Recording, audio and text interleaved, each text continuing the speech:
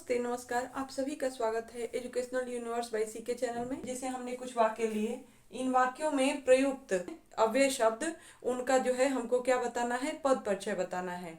तो इसको जानने के लिए क्या करना है, हम सबसे पहले आपको एक छोटी सी ट्रिक बताते हैं। कुछ शब्द हम लेते हैं, उसको देखते ही हम समझ जाएंगे कि ये अव्यय जो है ये किस प्रकार के हैं। ठीक है, तो हम सबसे पहले क्लास शुरू करते हैं। समुच्चय बोधक अव्यय जो है वह दो प्रकार का होता है। एक तो होता है समान अधिकरण अव्यय और दूसरा होता है विअधिकरण, जिससे जुड़ जाते हैं तो व्याधिकरण पढ़ा जाता है। ठीक है, दोनों में अंतर क्या है, एक छोटी सी परिभाषा लेते हैं।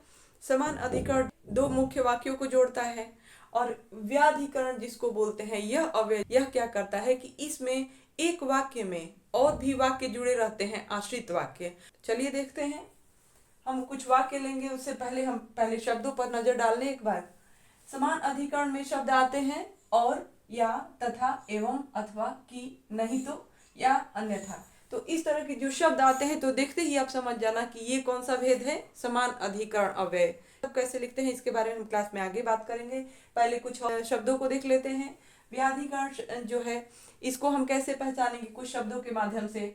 जैसे हमने पार्टनर का एक गाना सुना, लेकिन किंतु परंतु बंधु ताकि इसलिए। तो ये जो बनाया होगा ना, ये सोच करके बनाया होगा कि बच्चों को पढ़ना है तो कैसे सिखाया जाए। क्योंकि, ताकि, किंतु, परंतु, जो कि, इसलिए कि, ये सब जो वाक्य में अगर शब्द दिख जाए तो आप समझ जाना कि ये क्या है, ये व्याधिकरण जो है समुच्चय बोधक अव्यय का जो है उदाहरण है। भरत और शत्रुघ्न सहोदर भाई थे। तो इस वाक्य में हम देखते हैं कि जो है मुख्य दो शब्द हैं यहाँ पे, भरत और शत्रुघ्न जो है मुख्य दो शब्द हैं। ठीक है, इनको जोड़ रहा है और अव्यय। ओके, तो हम इसका परिचय आगे देंगे। पहले हम देखते हैं कुछ और वाक्य। तुम पढ़ो या सो जाओ। हम देखते हैं कि इसमें जो है तुम पढ़ो या सो जाओ, तो ये दो वाक्य मुख्य वाक्य हैं, इनको जोड़ा गया है। और भरत और शत्रुघ्न, तो इनमें दो मुख्य शब्द हैं जो वाक्य के, उनको जोड़ा गया है। ठीक है, तो जो दो मुख्य शब्द या दो मुख्य वाक्य जुड़ते हैं किसी अव्यय के द्वारा, तो वे जो होते हैं वे होते हैं समान अधिकरण। और व्याधिकरण में देखिए, मैं पढ़ने नहीं जा सका क्योंकि मैं बीमार था। तो यहाँ पे एक वाक्य जो है दूसरे वाक्य पर आश्रित दिख रहा है। अभी तक हमने पद परिचय में विकारी शब्द, संज्ञा, सर्वनाम, क्रिया और विशेषण के पद परिचय समझे। फिर उसके बाद हमने अगली क्लास में समझा कि अविकारी जो शब्द होते हैं उनमें क्रिया, विशेषण और संबंध बोधक अव्यय, तो उनको कैसे पहचाना जाता है। लेकिन अब जो है समुच्चय बोधक और विस्मयादि बोधक जो शब्द हैं, तो उसमें समुच्चय बोधक बहुत ही इंपॉर्टेंट है, क्योंकि इसमें जो है दो आपको क्रिया पद दिखेंगे। ठीक है, आप इस पॉइंट पे ध्यान दीजिएगा कि विस्मयादि बोधक जो होते हैं वे 7 प्रकार के होते हैं। जैसे हमारे मन में बहुत सारे भाव होते हैं, और जैसे कभी ऐसी परिस्थिति में हम आते हैं जैसे शोक, हर्ष, अनुमोदन, तिरस्कार, स्वीकार, आश्चर्य, संबोधन, इस तरह के जो शब्द होते हैं, ये शब्द क्या हैं, ये हैं विस्मयादि बोधक अव्यय के लक्षण हैं। जैसे एक ही शब्द को बोलने के कई तरीके हैं। जैसे हम बोलेंगे आह, तो ऐसे बोला जाता है, तो इसका मतलब कि आपको किसी तरह का दुख है। ठीक है, और यही बोला जाए आह, तो ये जो है ये प्रसन्नता या हर्ष का भाव है। अगर हम बोलते हैं कि वाह, तो हम क्या करते हैं, किसी को अनुमोदन देते हैं। और वहीं अगर किसी चीज को देखा जाए, बोला जाए कि वाह, तो यह बोलने का तरीका यह है कि हम किसी चीज को देख करके आश्चर्य में पड़ गए हैं। आश्चर्य यानी विस्मय।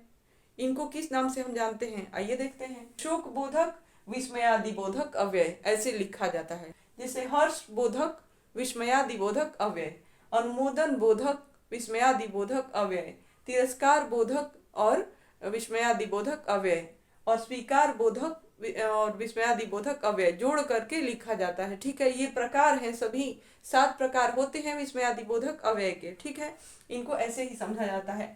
आश्चर्य की अगर बात करें तो इसको बोला जाता है विस्मयादि बोधक अव्यय। संबोधन जो होता है संबोधन बोधक विस्मयादि बोधक अव्यय। तो कुछ शब्द हैं, देखिए। शोक जो बोधक है शब्द, वो कौन कौन से हैं, आह, ओह, हाय, त्राहि त्राहि। जब राम ने रावण के मामा मारीच को बाण मारा तो उसने हा लक्ष्मण करके करुण पुकार सुनाई, तो वहां पे हा हा बोला ना, तो ये शोक बोधक शब्द है। ठीक है, अनुमोदन, अनुमोदन का अर्थ होता है स्वीकृति देना, तो उसमें जो है ठीक, शाबाश, हाँ हाँ, वाह, अच्छा, तो इस तरह से यदि बोला जा रहा है तो ये है अनुमोदन। ठीक है, तिरस्कार की बात करें तो उसमें जो है छी, हट, दूर, चुप, भाग, इस तरह अगर बोला जा रहा है तो हम समझ जाएंगे कि ये जो है तिरस्कार बोधक विस्मयादि बोधक अव्यय का जो प्रकार है। ओके, अगला लेंगे स्वीकार। तो स्वीकार में हाँ, जी हाँ, अच्छा, जी, ठीक, बहुत अच्छा। तो इस तरह अगर शब्द दिखे तो यह कौन सा प्रकार हो जाएगा? यह हो जाएगा जो है स्वीकार बोधक विस्मयादि बोधक अव्यय का प्रकार। ओके, हमको भेद ही तो बताने हैं, इसलिए मैं आपको थोड़ा जो है डिटेल में आपको भेद समझा रही हूँ, जिससे आप आसानी से समझ पाओ और पद परिचय चुटकियों में दे दो। ठीक है। आश्चर्य में हमने आपको बताया कि अहो, वाह, धन्य धन्य, अरे। अगर हम सुन रहे हैं शब्द को और हमें लग रहा है कि ये आश्चर्य का भाव प्रकट हो रहा है, संबोधन का अर्थ होता है किसी को पुकारना या किसी को बुलाना, तो हम बोलते हैं ओ, अरे, हो, अजी, लो जी। तो ये कुछ शब्द हैं जो संबोधन बोधक बोले जाते हैं। ठीक है। और विस्मयादि बोधक बोले जाते हैं, आश्चर्य वाले भाव। ठीक है। और इनमें जो है ये जो अनुमोदन बोधक, तिरस्कार बोधक, स्वीकार बोधक और हर्ष बोधक में तो बहुत सारे हैं, तो इसलिए हमने वहां पे लिखा नहीं। हम आपको बता दें जैसे कि हर्ष यानी किसी खुशी अगर भीतर से हो रही है तो कहेंगे कि वाह, वाह, आहा।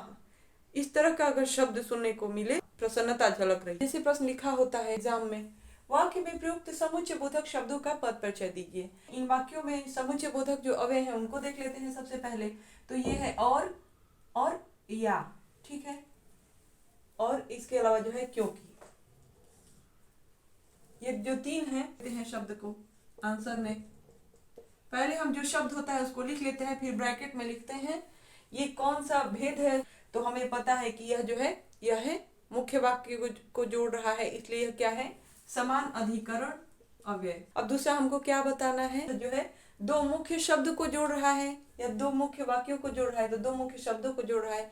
पहला उसका भेद यानी समान अधिकरण अव्यय ये है। और दूसरा क्या? दूसरा ये कि जो दो मुख्य शब्द होते हैं, चाहे वे संज्ञा पद हो या क्रियापद हो, वे दोनों शब्द जो होते हैं उनको ही लिख देना होता है। बस हो गया हमारा पद परिचय। भरत और शत्रुघ्न शब्दों को जोड़ने वाला अव्यय। तो यहाँ पे हमारा पद परिचय समाप्त हो गया। अब बारी आती है अगला वाक्य लेने की, तुम पढ़ो या सो जाओ। तो हम देखते हैं कि इस वाक्य में दो क्रियाएं हैं, पढ़ो और सो जाओ। ठीक है। तो हम देखेंगे कि हम लिखेंगे क्या? हम समान अधिकरण अव्यय, पढ़ो और सो जाओ, क्रियापद को जोड़ने वाला अव्यय। हमने वाक्य देखा, मैं पढ़ने नहीं जा सका क्योंकि मैं बीमार था। तो ये क्योंकि जो है इसका क्या होगा पद परिचय? आइए देखते हैं। क्योंकि ब्रैकेट लिखते हैं, ब्रैकेट में व्याधिकरण अव्यय। क्योंकि यहाँ पे जो है एक वाक्य के साथ जो है दूसरा वाक्य उस पे आश्रित है। ठीक है, अर्थ के लिए। यानी हमको अगर उसमें कोई भाव समझ में आता है तो उसको हम लिख सकते हैं व्याधिकरण अव्यय। और दूसरा जो है हम देखते हैं कि क्योंकि जो शब्द है यह पढ़ने नहीं जा सकने और मैं बीमार था, तो इसमें जो है सीधे जो दो तरह के संज्ञा शब्द या दो तरह के क्रिया शब्द जो नहीं जुड़ रहे हैं, इसलिए हमको इसमें भाव बता देना है केवल। ठीक है। हम विस्मयादि बोधक अव्यय जो है इसका पद परिचय हम कैसे देंगे, चुटकियों में आप समझ लोगे, क्योंकि दो ही चीजें हैं हमको बतानी है।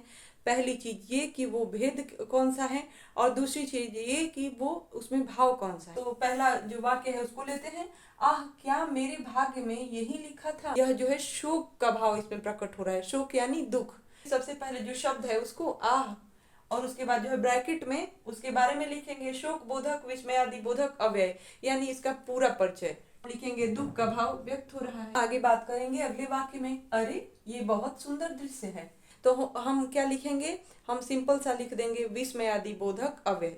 इसमें जो है आश्चर्य यानी विस्मय का भाव प्रकट हो रहा है, तो हम लिखेंगे आश्चर्य का भाव प्रकट हो रहा है, अच्छा है विस्मय का भाव प्रकट हो रहा है। अगले वाक्य में, ठीक तुम कल मैच में भाग लोगे।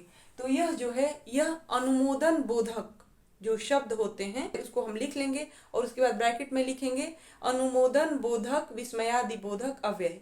इसमें क्या है? अनुमोदन। अनुमोदन यानी इसमें क्या लिखोगे आप? लिखोगे कि स्वीकृति का भाव प्रकट हो रहा है। पहले दूसरे तीसरे का जो है हमने समाधान कर दिया। बारी आती है चौथे की, वाह हम नानी के गांव जाएंगे। तो इसमें जो है नानी के गांव जाएंगे, बच्चे अक्सर सुन करके बहुत खुश होते हैं, इसमें प्रसन्नता का भाव प्रकट हो रहा है।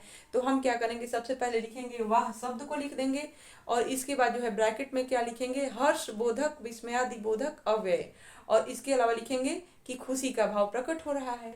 अगला लेंगे, हे राम तुम बहुत उदार हो। राम जो शब्द है इसमें हम देखेंगे कि ये क्या है? यह जो है संबोधन। तो हम क्या करेंगे कि सबसे पहले क्या लिखेंगे, हम लिखेंगे हे जो शब्द है, हे राम के अलावा और भी संबोधन के जो शब्द हैं हमने आपको कुछ देर पहले बताया, वो भी हो सकता है कि अरे बालक या कुछ भी, ठीक है। तो जो भी अरे या हे ओ अरे ये जो भी शब्द हैं केवल उन शब्दों को हमको लिखना होता है, और लिख करके और उसके बाद ब्रैकेट में हम क्या लिखेंगे, हम लिखेंगे कि संबोधन बोधक विस्मयादि बोधक अव्यय पुकारने का भाव व्यक्त हो रहा है। अगला लेंगे जी हाँ हम विवाहोत्सव में आएंगे। तो इस वाक्य में हम देखेंगे जी हाँ जो शब्द है इसके बगल में विस्मयादि बोधक चिन्ह लगा हुआ है। सभी शब्दों के बगल में विस्मयादि बोधक चिन्ह लगा हुआ है, ठीक है। तो ये तो हमें पता है कि विस्मयादि बोधक अव्यय ही है, लेकिन कौन सा प्रकार है तो इसको देखेंगे, हम ध्यान से देखेंगे तो हमें खुद ही पता चल जाएगा कि इसमें स्वीकार किया जा रहा है। कि हाँ, किसी ने पूछा कि क्या आप जाओगे, तो हमने कहा कि जी हाँ, तो इसमें जो है स्वीकार बोधक जी हाँ लिख करके और ब्रैकेट में लिखेंगे स्वीकार बोधक विस्मयादि बोधक अव्यय, और बगल में कॉमा दे करके लिखेंगे स्वीकृति का भाव प्रकट हो रहा है, ठीक है। बारी आती है अगले वाक्य की, छी कचरे से सारा शहर भरा पड़ा है। तो इस वाक्य से जो है हमको क्या पता चलता है, घृणा का भाव व्यक्त हो रहा है। हम लिखेंगे छी लिख करके और बगल में ब्रैकेट दे करके उसके भीतर क्या लिखेंगे, सबसे पहले तो उसका प्रकार यानी भेद लिखेंगे, ये है तिरस्कार बोधक अव्यय, ठीक है। घृणा बोधक नहीं लिखेंगे, घृणा तो भाव है, कॉमा दे करके लिखेंगे घृणा का भाव व्यक्त हो रहा है। पद परिचय संबंधी जो चैप्टर था वो आज पूर्ण हुआ, ठीक। कल से हम फिर से प्रैक्टिस सेट जो है हल करेंगे, ठीक है। और पूरी तैयारी के साथ हम आएंगे क्योंकि जो है आपके लिए विशेष पेपर्स तैयार करने हैं। कल मिलते हैं, धन्यवाद।